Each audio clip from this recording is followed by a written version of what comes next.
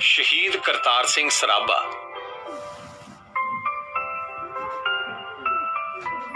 ਹਰ ਮਨੁੱਖ ਨੂੰ ਆਪਣੇ ਦੇਸ਼ ਦੀ ਤਨ, ਮਨ, ਧਨ ਨਾਲ ਸੇਵਾ ਕਰਨੀ ਚਾਹੀਦੀ ਹੈ ਅਤੇ ਆਪਣੇ ਦੇਸ਼ ਨਾਲ ਸੱਚਾ ਪਿਆਰ ਕਰਨਾ ਚਾਹੀਦਾ ਹੈ। ਜੇ ਸਾਡੇ ਦੇਸ਼ ਭਗਤ ਆਪਣੇ ਸਿਰਾਂ ਦੀਆਂ ਕੁਰਬਾਨੀਆਂ ਨਾ ਦਿੰਦੇ ਤਾਂ ਅੱਜ ਵੀ ਅਸੀਂ ਅੰਗਰੇਜ਼ਾਂ ਦੇ ਗੁਲਾਮ ਬਣੇ ਰਹਿੰਦੇ। ਕਰਤਾਰ ਸਿੰਘ ਸਰਾਭਾ ਜੋ ਸਿਰ ਕੱਢ ਸੂਰਮਾ ਸੀ, ਉਸਨੇ ਵੈਰੀ ਨਾਲ ਕਿਵੇਂ ਲੋਹਾ ਲਿਆ। ਇਹ ਪਾਠ ਸਾਨੂੰ ਇਸ ਦੀ ਨਿਸ਼ਕਾਮ ਦੇਸ਼ ਸੇਵਾ ਤੋਂ ਜਾਣੂ ਕਰਵਾਉਂਦਾ ਹੈ।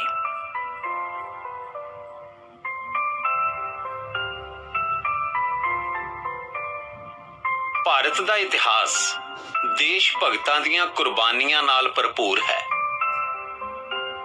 ਅੰਗਰੇਜ਼ੀ ਰਾਜ ਦੇ ਸਥਾਪਿਤ ਹੋਣ ਤੋਂ ਪਹਿਲਾਂ ਗੁਰੂ ਗੋਬਿੰਦ ਸਿੰਘ, ਸ਼ਿਵਾਜੀ ਅਤੇ ਮਹਾਰਾਣਾ ਪ੍ਰਤਾਪ ਦੇ ਕਾਰਨਾਮਿਆਂ ਨੂੰ ਕੌਣ ਭੁਲਾ ਸਕਦਾ ਹੈ। ਜਦੋਂ ਦੇਸ਼ ਅੰਗਰੇਜ਼ਾਂ ਦੇ ਅਧੀਨ ਸੀ ਤਾਂ ਦੇਸ਼ ਭਗਤਾਂ ਨੇ ਆਜ਼ਾਦੀ ਲਈ ਇੱਕ ਲੰਮਾ ਘੋਲ ਕੀਤਾ। ਕਰਤਾਰ ਸਿੰਘ ਸਰਾਭੇ ਦਾ ਨਾਂ ਇਹਨਾਂ ਦੇਸ਼ ਭਗਤਾਂ ਵਿੱਚ ਸਭ ਤੋਂ ਉੱਚਾ ਸਥਾਨ ਰੱਖਦਾ ਹੈ। ਇਹ ਭਾਰਤ ਮਾਤਾ ਦਾ ਉਹ ਬਹਾਦਰ ਸਿਪਾਹੀ ਸੀ ਜੋ ਆਪਣੀ ਜਾਨ ਦੀ ਪਰਵਾਹ ਨਾ ਕਰਦੇ ਹੋਏ ਆਜ਼ਾਦੀ ਦੇ ਸੰਗਰਾਮ ਵਿੱਚ ਕੁੱਦ ਪਿਆ।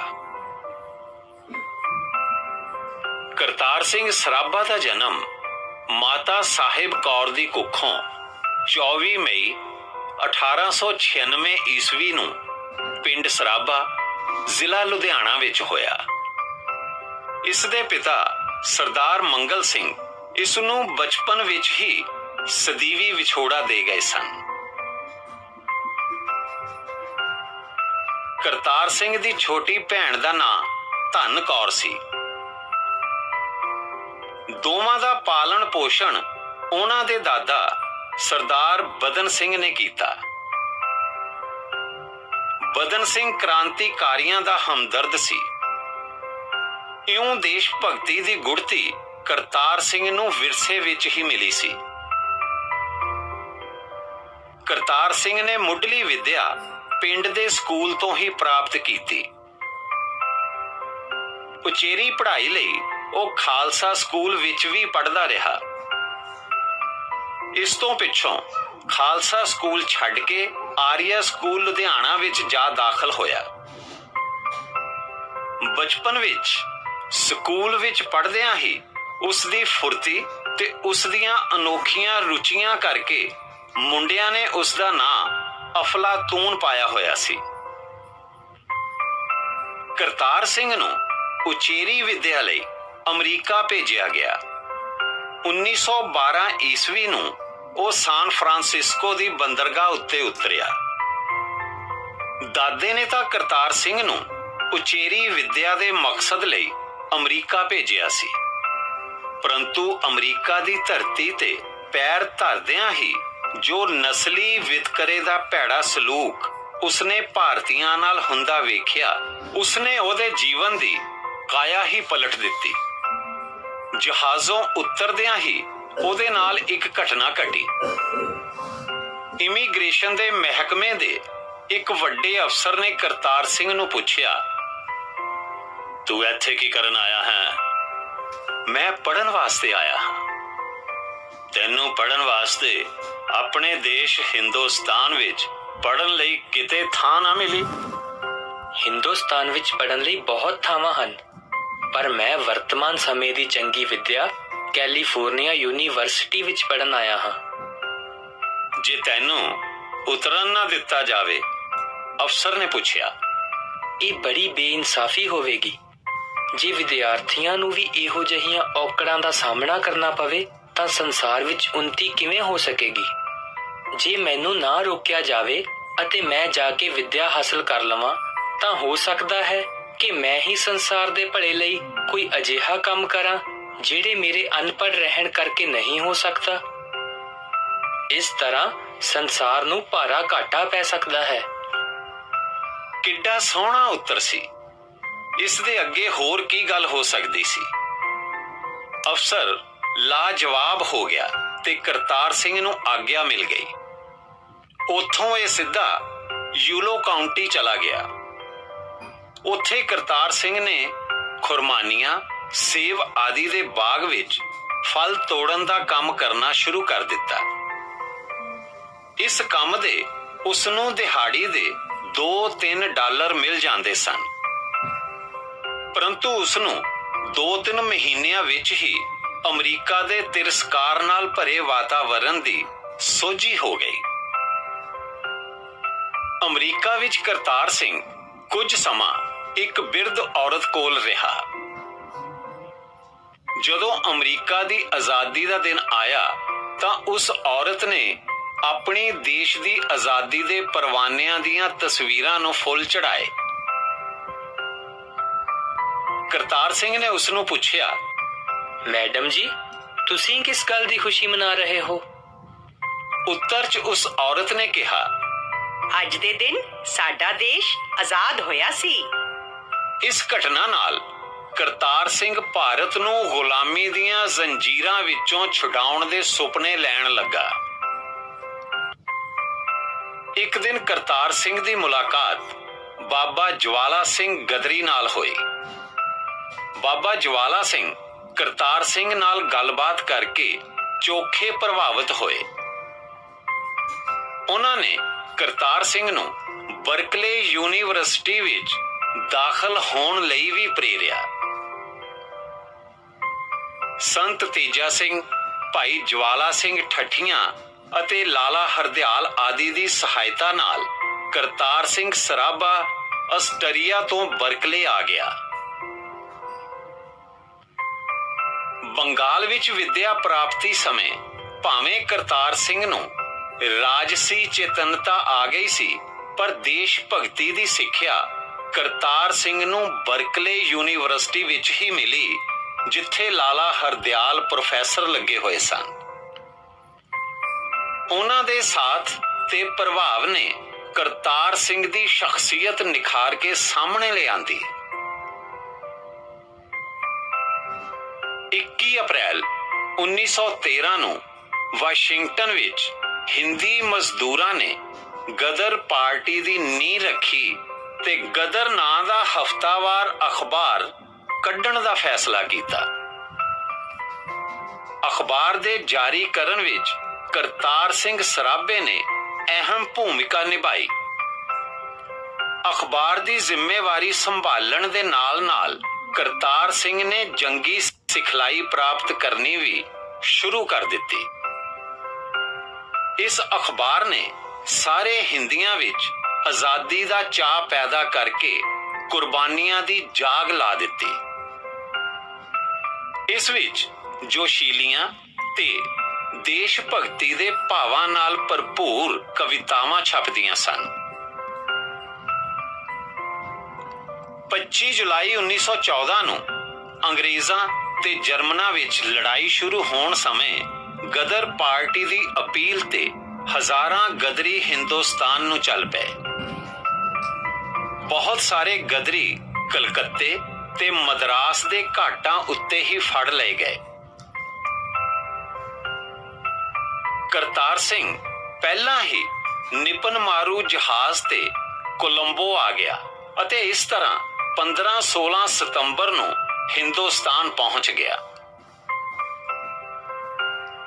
ਹਿੰਦੁਸਤਾਨ ਪਹੁੰਚ ਕੇ ਕਰਤਾਰ ਸਿੰਘ ਸਰਾਭੇ ਦਾ ਪਹਿਲਾ ਕੰਮ ਨਵੇਂ ਸਿਰਿਓਂ ਜਥੇਬੰਦੀ ਖੜੀ ਕਰਨੀ ਸੀ।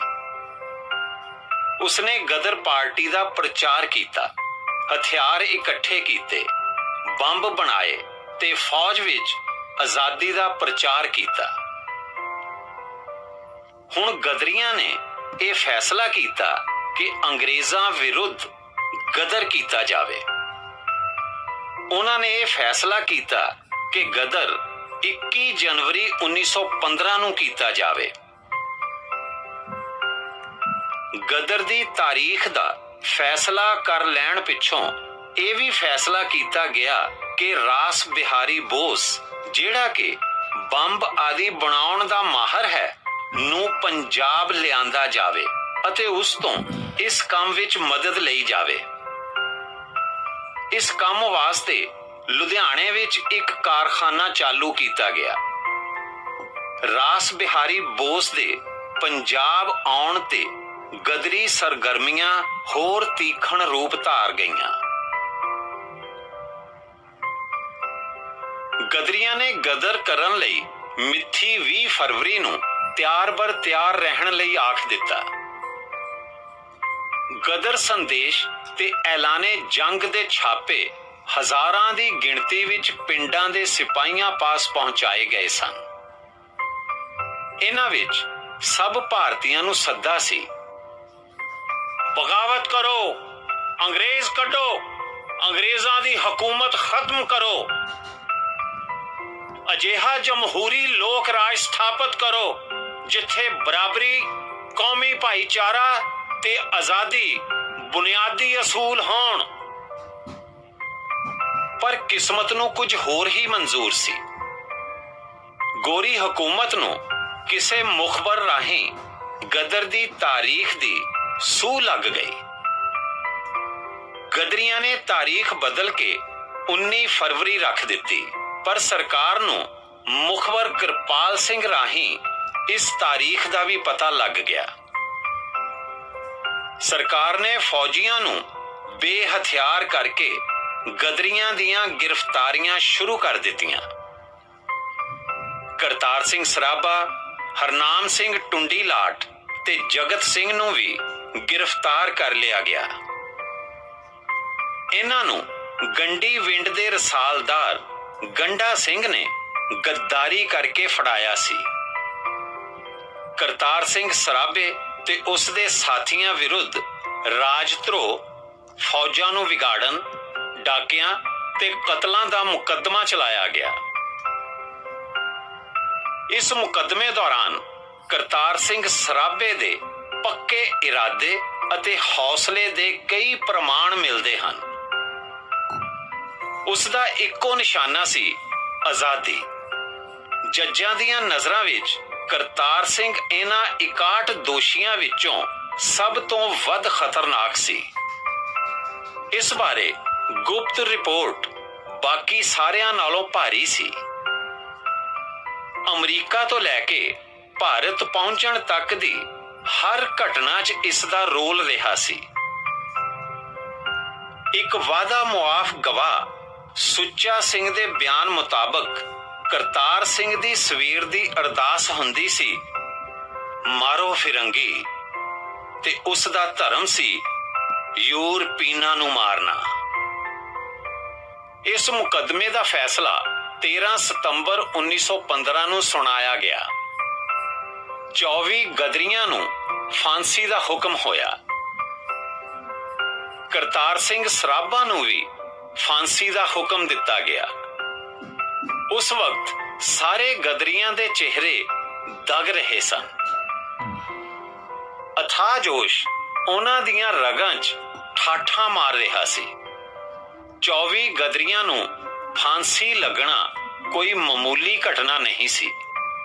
ਇਸ ਕਰਕੇ ਲਾਰਡ ਹਾਰਡਿੰਗ ਦੇ ਇੱਕ ਵਿਸ਼ੇਸ਼ ਹੁਕਮ ਰਾਹੀਂ 24 ਵਿੱਚੋਂ 17 ਗਦਰੀਆਂ ਦੀ ਸਜ਼ਾ ਫਾਂਸੀ ਤੋਂ ਘਟਾ ਕੇ ਉਮਰ ਕੈਦ ਕਾਲੇ ਪਾਣੀ ਕਰ ਦਿੱਤੀ ਗਈ। 16 ਨਵੰਬਰ 1915 ਨੂੰ ਕਰਤਾਰ ਸਿੰਘ ਸਰਾਭਾ ਨੂੰ ਫਾਂਸੀ ਦੇ ਦਿੱਤੀ ਗਈ। ਭਾਵੇਂ ਕਿ ਫਾਂਸੀ 17 ਨਵੰਬਰ ਨੂੰ ਦਿੱਤੀ ਜਾਣੀ ਸੀ, ਪਰ ਅੰਗਰੇਜ਼ੀ ਹਕੂਮਤ ਅਤੇ ਘਰਦਿਆਂ ਨੂੰ ਇਤਲਾਹ ਦੇ ਕੇ ਲੋਕਾਂ ਦੇ ਜੋਸ਼ ਤੋਂ ਡਰਦੇ ਹਾਕਮ ਅੱਗੋਂ ਪਿੱਛੋਂ ਫਾਂਸੀ ਲਾ ਦਿੰਦੇ ਸਨ। ਜਦੋਂ ਸਰਾਭਾ ਸ਼ਹੀਦ ਹੋਇਆ, ਉਸ ਦੀ ਉਮਰ ਸਿਰਫ 19 ਸਾਲਾਂ ਦੀ ਹੀ ਸੀ। ਗਦਰ ਪਾਰਟੀ ਦੇ ਪ੍ਰਧਾਨ ਬਾਬਾ ਸੋਹਣ ਸਿੰਘ ਭਕਨਾ ਅਨੁਸਾਰ ਕਰਤਾਰ ਸਿੰਘ ਸਰਾਭਾ ਹਰ ਕੰਮ ਵਿੱਚ ਉਹਨਾਂ ਤੋਂ ਮੋਹਰੇ ਰਿਹਾ ਤੇ ਕੁਰਬਾਨੀ ਵਿੱਚ ਵੀ ਉਹਨਾਂ ਨੂੰ ਪਿੱਛੇ ਛੱਡ ਗਿਆ।